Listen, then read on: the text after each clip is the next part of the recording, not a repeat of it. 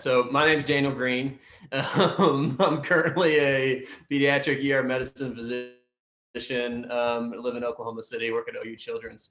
So that's who I am and kind of what I got going on right now. My name is Chris Gillum.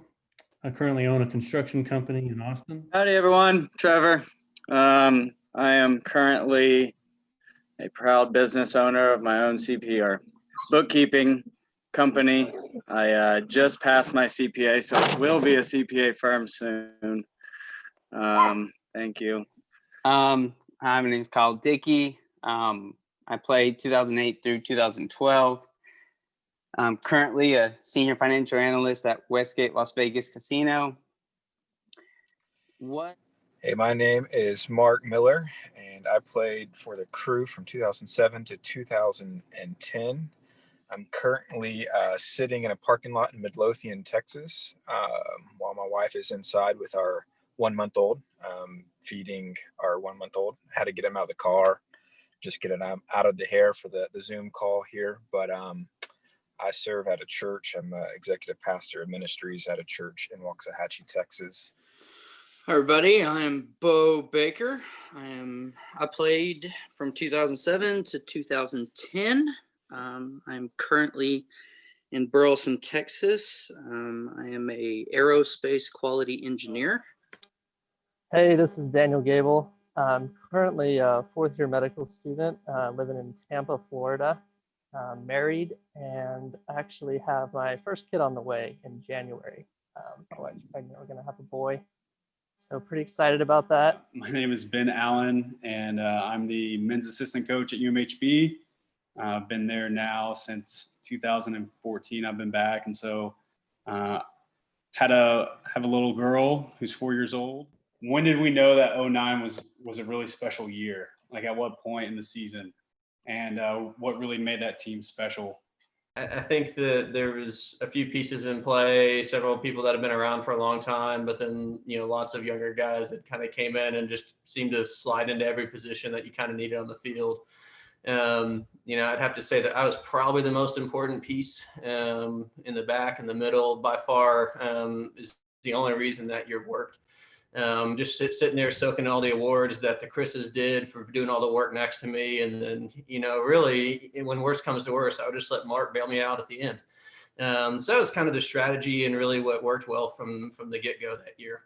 I think what kicked off 2009 was going down to Trinity and winning that game. I think that, going at the end of that game, coach we were walking over there and coach was, hoorahing, and then he had to, keep it quiet because he didn't want to be too excited in front of the other team. I think that was my sophomore year, and freshman year, I don't think we made playoffs. So kind of my head was down coming out of the first year, but then the second year, like Gillum said, Trinity setting everything off. First time I think a team in our conference took them down. So obviously really hyped up after that game. And then just having the season that we did, I think we only lost maybe 3 or 4, a handful of games. Everyone had a group. Like, didn't matter what position you played, didn't matter what year you were in. It was kind of more of a family vibe. So I think it caused us to beat Trinity. It was like if you decided to take a shot, if you decided to take someone on one-on-one, do something crazy, you knew that the team had your back. You weren't going to be blamed.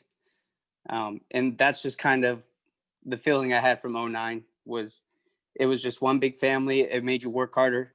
You connected better on the field, and that's what took us to the tournament, I think. It's great to see everyone. I think what made 2009 a special year is a few things. We had 2 great seniors that year, Chris and Daniel. Coach Bankhead's, first line of recruits, really, if I remember correctly. Could be wrong about that, but I think we had good leadership. from Coach Bankhead getting his feet under him, getting his, team identity established, what he wanted crew soccer to be about, getting that established after a few years, coming into the program. Daniel and Chris kind of being that anchor there in the back, being vocal. I agree with what Kyle was saying. It was fun to be a part of the team. Even my first 2 years, it was fun playing soccer, but it wasn't necessarily just a great team atmosphere. It wasn't a whole lot of fun. I remember just coming as a freshman, having, the nerves about being a freshman, being a young guy, and there's like 26 and 28 and 29-year-olds on the team. And it was just kind of a weird environment. Made it work. It was fun those first 2 years. But in 2009, I felt like we were like unified. We knew what we were about. The culture was starting to get established, good leadership, and then got really good victories under our belt those first few games of the year. I remember sitting at the whatever pizza place or wherever we ate after the Trinity game and just thinking, man, these are like good days. This is fun. This is worth, all the practice, all the running over the summer. This is worth it. Getting that victory and being with you guys, that was a lot of fun. So yeah, that's my perspective. I remember 2009 of, start of my junior year. Well, I knew that it was going to be different because Chris Gillum finally got off that bike and finally healed from a collarbone accident. If I'm correct, that was the year prior. So once we got him off that bike and he was able to play in 2009, that sure helped the back line. There's no doubt about that. It was. I like what Kyle said about, kind of like a family. We gave each other such a hard time, but we were always there. It's just, if one person messed up, there was always somebody to back them up. That was the feeling that we had. And I really enjoyed that atmosphere. I remember the conference tournament, going into that tournament, and I remember our first game, I think it was against Shriner maybe, and looking over in that stands. This is the most fans I'd probably seen in the 3 years that had been there. That's just packed. There were people that were having to stand up on the side just to come watch us, and that was just that was a great atmosphere to see our fans out there. And then going into the tournament, the NCAA tournament, there was even more fans out there, which it just sparked something different. For the record, the Trinity game, if I remember correctly, that winning goal I shot, is that right? Green gives me a hard time, but that was my goal, right? Green? Yeah, two people scored in that game. One of them was shooting, which was me. The other one was, I think you're probably just trying to clear it, and it happened to go in. But yeah, okay. Yeah, people that the ball was one wet. meant to, the other one didn't mean to. Yeah, the ball was wet. Slipped. But it did go in, right? Like, I just want to make that clear. And, Give him his moment. Hey, Bo Dirt did score against Trinity. Somehow this little rat from Burleson, Texas scored against Trinity. Every time we played. Every time.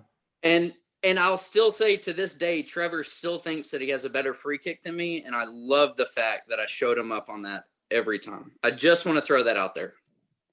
I'd say 2009 was special. Echoing what everyone else said, everyone just got along well. Leadership was great, and everything just kind of seemed to go our way. So whether it was Bo crossing / shooting against Trinity, things just seemed to work out for us. And I think a lot of that was just the work that we put in practice, in games. I think we're just kind of known as a gritty team, a hardworking team. So even if it seemed like we got lucky, I think it's just we worked hard, so things worked out for us. I guess the biggest thing for me and what really stood out in 2009 is really what all you guys were talking about of, it just seemed like a family. I think that when you have a group of guys who have went through what we went through with the 2008 year and losing a lot of tight games, losing to Trinity in double overtime, first team to ever do that. take them to overtime, and having so much potential and just falling short and kind of shooting ourselves in the foot a lot. When I think of the games we had that were overtime or close that year, the first thing that comes to mind is they were never necessarily extremely good teams. When we struggled, it was because we weren't in our right mindset. But when I think of the games we were on, it wasn't because we were the most skilled team. We didn't have the best dribblers. We had some good skill. We had some good dribblers. We were just a good team. We were willing to play the game the way that we needed to play the game. But I think that kind of that commitment to playing what we had enabled a few things to happen. It was just kind of that belief. It's like, well, we're not really sure exactly how we're going to win, but we know they're not going to score on us. And then somehow Bo's going to like hit it off his shin and the goal. And that's what happened. And it was clearly what worked. It's like when you don't give up goals, you find ways to put it in on their end and just under constant pressure. Yeah, and just to follow with what Daniel was saying, a lot of it, we had the depth on the bench. It didn't matter who came on the field, who went off the field. The whole mentality, it stayed the same, and it was trust. It was trust with the team that we had. It didn't matter who we put in what position. They were still blowing and going. And, and we practiced, for me, the way I look at it, we won these games in overtime and it hit off my shin. So be it. Still went in. Still a game winner. But the thing is, it wouldn't happen. We practiced just like we were to play. We practiced that overtime over and over in practice. We would run and then get right into that overtime game and practice, 11v11 and go as hard as you can. I think we had a team that, knew what their job was, what their skill set was, and you had one job to do, and that was it. And when it came to OT, if you put Vince in, Nico in, Trevor, me, whoever in, if your job is to run and at practice you run, then in overtime you better run. And if you're doing three in the back and your job is to be a big dumb animal in the back and not let anyone past you, Green didn't care if he had to put a bandage over his head afterwards. No one was getting past him. So it was just knowing what your job is, and even if it's in overtime, you do your job. And we had a team that was always doing their job. Shriner was the game that Green got his head stitched up by Maven on the sideline, and that was the overtime game, right? While the guy was crying on the ground, and Green was so ticked off that he had to come off the field. Was that the game? I guess so. I think that was the game we had to finally get the blood out of his jersey before he could get back on the field. Yeah, I was just so annoyed that I had to come out of the game because, like, the guy cut my head. I'm like, I'm fine. He's over there whining. It's my blood that's on him. Can I just keep playing or what? And so it took forever to get everything out of there and get it to stop bleeding. And then I remember it was that overtime game. It was a throw-in, and I remember, Bo, I walked up to you. I was coming up there. I was like, get behind me and put it in the goal. So, like, I ran into three people and busted my head open again. And I'm on the ground. I just hear yelling. I'm like, okay, he did his job. Sweet. Let's get this fixed. Well, Bo, at least he didn't push you at the UTD game as you're wide open before you're about to head the ball in and still somehow put the ball on frame and score a goal. So, he didn't two-handed shove you in the back, his own player, to help you score, I guess. Well, you should have either got out of his way or done it yourself, right? It fixed your form. You were never the best header, Ben. That is very true. Actually, Mark Miller, he had to bring me aside after one of those film sessions about me not being able to win a ball in the air in the midfield and be like, hey, man, you're okay. Like, I got your back. Like, he had to console me after one of those film sessions. I won't ever forget that. Yeah, you had many other talents, Ben. Many other talents. Throwing the ball in, peaches in the cafeteria, all kinds of stuff. You could do it all, man. Those who can't play coach, right? Very true. We had a system. We had a process. Everyone was committed to doing whatever it took, to win. I remember sitting back several times just thinking, like, how is Kyle Dickey still running at this point in the game? Or whoever it was, fill in the blank. Kyle's the one who comes to mind because I could hear him from the box. He's huffing and Why puffing. does everyone always say I breathe so loud? Yeah, how is he still going and full throttle? And so those are the memories of, we weren't the most talented bunch, but there was a mindset of we'll do what it takes and buy into the system and make it as far as we can make it. As a goalkeeper who you could run the 12-minute 2 mile, and I can still do that, by the way. I'll send you guys a link to a video later on or something, but just thinking this is the hardest working group of teammates I've ever had. Just up and down the field. Daniel Green, putting his body on the line. Chris Gillum putting his collarbone on the line. All those type things. Every game, every practice, and that was the general feeling of I want to be a part of this. I want to do whatever it takes, and I think that's what our mindset was for one another. We'll bust it. It's going to suck for 90 minutes, maybe 120 minutes. But it's going to be worth it. Right, That was Cal. exciting. I don't know if it was that year or the year after. I might be getting my years wrong. But I think we're all hanging out after one of the games, or maybe it was the next day in the hotel, and we're talking to you, and we're talking about the game, and you're like, yeah, I don't really remember anything. What do you mean you don't remember anything? Yeah, I got a concussion like first half, and I kept playing. I'm good. I'll play tomorrow. That's a day. And Yeah. Not saying that that's the best thing to do, but that was just kind of how hard-nosed we were, I feel like, that year, and our mentality, and play through a concussion and all. Yeah, I got a concussion in the Southwestern game in the second half, I think. Smacked right in the face of the ball. I just remember coming off the field after the game, looking for my bag, and trainer comes over saying, "Are you okay?" And it's looking at me all funny and says, "Do you remember which goal we were going towards at the end?" And I pointed, and it was the wrong goal. And that was the second concussion. The first one was the alumni game before I ever set foot on the field. You're the first guy I've ever heard snore on a soccer field. I've never heard a guy snore on a soccer field, but first one. And I still have guys that we played against that are in the coaching world now. And the number one thing that they talk about is our fan support and how awesome our fans were. So I guess just speak on that. Like what was the moment, the number one memory for you, whether that's clinching the NCAA qualifier when we were in the meeting room watching that, or making it to the final, or clinching the first ever regular season title. I'd like to talk a little about Tatenda. He created a good atmosphere for our fans, and honestly, I think some of the fans came out there to watch him cheer for us. Just creating a good atmosphere just for being out there. Not everyone loves soccer because they don't really understand it, but whenever you get around a loud, noisy person that's having a good time, the energy changes a little bit. And I think that that helped us through a lot of home games, being able to hear our own chants, and even the other fans getting in on the chants with him.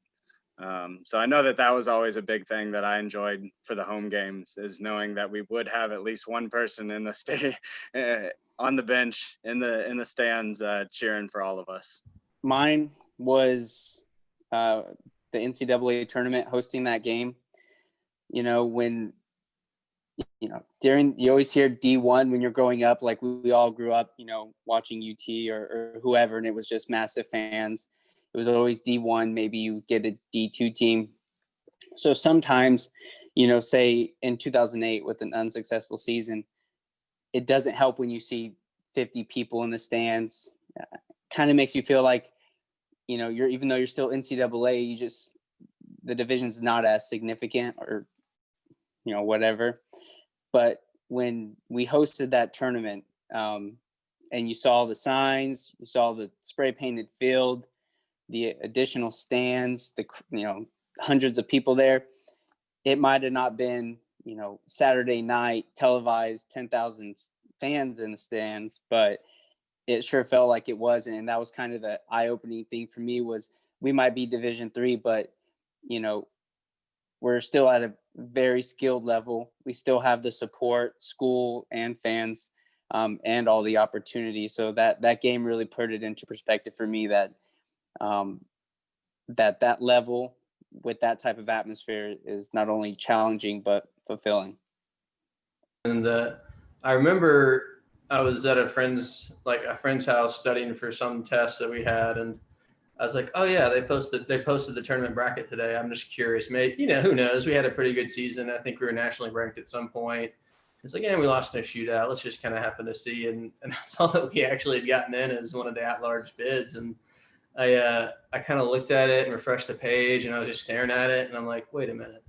And so I remember I called Bankhead, and he kind of did the same thing when I was on the phone. And then we're like, okay, well, this is awesome. I didn't really know what to do next, and so I kind of just went outside and walked around for a little bit, processing that. And then I think that kind of like what Kyle was saying is the atmosphere was pretty nuts in terms of compared to what most of our games were. And having been there 3 years, they brought in all the fans. They put those nets up for, I think it was actually the first time they did that was that NCAA game.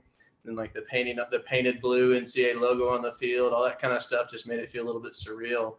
And I really wish I'll say that we'd kind of been in a little bit better mindset, because I think that I don't know if any of us were really 100% back yet from what had just happened the weekend before. But really looking back and thinking, and they had shirts made, all this kind of stuff that were just like, whoa, this is weird. They know this is soccer, right? Because that's not what's supposed to happen here. This is football territory. And that was really special. And I think that was something that's pretty cool. And, there's kind of the first year and laying a foundation for what's gone on to be continued success afterwards. And so I think that's kind of one of those things you kind of talk back, and people's like, oh, you played in college. And like, yeah, it was a D3 school. And then some people write it off. But like what Kyle was saying is like, that's still special, and it's still really neat, and that the university jumped on and kind of get the honor of A, making it, but B, also getting to host it was all really pretty special, and something that I think back on fondly. Yeah, I was also studying that night when I got the news. And I remember looking at Trevor when his head was buried in the book, and he looks up at me and said, Green just told me we made it to the tournament. And we slammed our books closed and just went crazy. It was crazy. I remember it perfectly. I went in there, and Ben told me that we were ranked, nationally ranked.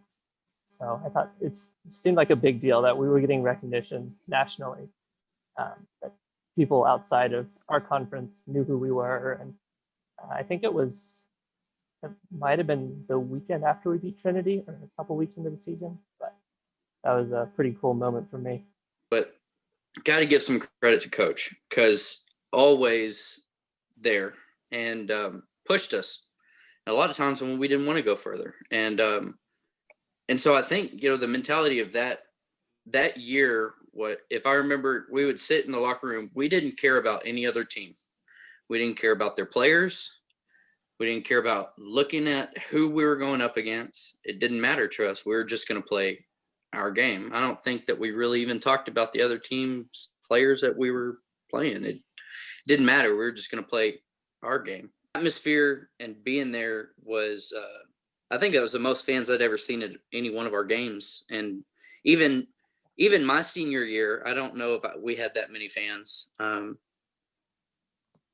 But it was a different atmosphere. That's what I can say. I definitely remember just being in awe of the way the university had reacted to, number one, hosting the tournament, first time we ever did that, putting up the fences, feeling like they cared about soccer. I remember, getting kind of chills walking up the sidewalk there. I have my finger in a pacifier in the back seat of my baby here, so you might hear him. But there it is. There it goes. I would say come back to me is what I'm going to say. Come back to me. I guess my favorite memory really was the NCAA game as well, and just to see like the reward for all of our effort that year and just continuing to do well, and then how serious they took that. And I mean, the administration made several hundred of those white shirts that they passed out to students and had free food for them before the game, and to have that commitment to make sure that we had an awesome atmosphere, and professors on campus were having their classes. I had friends who their class was canceled and they had to meet at the game to get credit for that day of class because I think it was like a 2 or 3 o'clock kickoff. It's just special. It's something I'll always remember. And one memory I have is whenever the train would stop and it would have all the tanks and military vehicles on it, and then people would come for away games, and they're like, "Are they always there?" But those were always fun. Good intimidation, having a tank aimed at the field. But you talk about what's transitioned there in 10 years. It's really pretty special, and a lot of that goes to coach. But I'm going to take most of the credit again. I'm going to give it to the person that deserves it the most, and so I'll go ahead and take that credit. I was in kind of that weird spot, and that I knew Bankhead from high school and kind of knew what he was about, and then followed him to college. He couldn't get rid of me, even though he wanted me to play goalie, which he was clearly wrong about. I guess I would just leave for anyone who's going to watch this, for future classmen. I'd say the biggest thing in 09 is, and something you can attribute to the 4 years you play, would be that try to make it as family oriented as possible. You don't have to hang out with everybody, but when you're on the field, reach out, support, high five, whatever you got to do, and it will translate to the success on the field. And also, don't take for granted the program. It goes by so quickly. So my advice would be just enjoy every moment. Obviously that's tough, like when you're running your 2 mile or running sprints, but it really does. It goes by really quickly. And looking back on it now, those were definitely some of the best times of my life. So for anyone who's just starting out, just try to enjoy all of it and really take advantage of the experience. But like if you listen to our intros, it's like none of us are playing soccer like professionally, and so keep in mind that we reminisce, and when I think back about college, I mean, this is what I think about. This is the group I think about. 09, both on the field and off, just all the fun that you kind of had together as the family and like as the group that we were. But at the same time, remember what you're there for. I mean, this is college, and you're not gonna you're gonna have to get your education and go on and go about your life. Don't take it for granted, because like Gable said, man, it flies by. Yeah, thank you guys for all the great memories. Thank you, Coach, for putting together a great team. As sit here and listen to all this, and we've all got families and kids, and like Green was saying, not playing soccer. I thought I wanted that time in college in 2009, playing soccer. I wanted it to last, and fortunately I took, I did, I'll be honest with saying, I took a lot of those things for granted. I didn't grow up, but I was childish in a lot of sense. I did what I needed to so I could play soccer, because that's what I really wanted to do. And, I struggled, first, year out of college. And I look back, and I was a student athlete, and I should have been a student before I was an athlete. Bo, I meant to ask you, did your ankle ever fully heal after I juked you too hard and you broke it? Did you ever go to the Big Gap, or do you still shop at Baby Gap? Keeps me up. Depends how vascular I'm trying to look for the night. The relationships I made on the field, they carried over to off the field. I always felt at home at any one of y'all's apartments or houses or anything. I think y'all know that. I invited myself over multiple times to, I think, everyone's house. But it was cool. You'd walk in, you feel at home. They'd offer you a Gatorade, and you'd watch TV. and it was awesome. So soccer, as much as I'd like to think that it is everything, the relationships that I made on and off the field at UMHB have given me a lot more than soccer has. College was, well, in my case, the best 5 years of my life. Most people 4. But it was the best 5 years of my life with the victory lap. But I got 6. It's one of those things that I'll always remember. And even though we did have our separate, core friend groups, we all really got along and hung out at each other's places. And I remember going to Kyle and Trevor's house and having a massive FIFA tournament and bringing like 4 or 5 TVs over there and playing FIFA pretty much all weekend and things like that. And then going over to Mark's house and getting surprised by him on the countertop, and I'll leave it at that. And just things like that, to where even though we were different, we came from different backgrounds, we meshed together and just really cared about each other. Thank you enough for what you've done for the program. And I remember being really emotional after the 2009 loss and thinking, man, I want it so bad for you guys who have given us so much, to lose the way you guys lost in a shootout. And then 3 days later, you're having to play again. And it was a really brutal ending to an incredible year. But I think you guys the memories you guys made, even though it will last a lifetime. And certainly for our program, for myself, for what you guys have done for us, cannot thank you enough. I might have a brief moment. We'll see. I hope. Oh, I jinxed it. I'll send him as soon as I can down to UMHB. But yeah, I mean, I want the experience that I had in college for every young soccer player. To have the camaraderie, to have the team, the family. It's getting crazy in here. Sorry about that. But I loved every moment of it.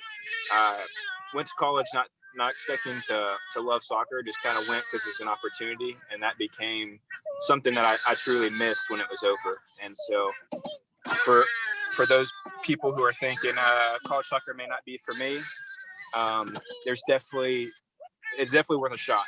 Try it out. If the door opens for you, then it's definitely worth saying yes and just seeing where it takes you. And I need to put myself on mute. Filet drive-through with a 3-year-old and a 1-month-old. That's what life's about these days. So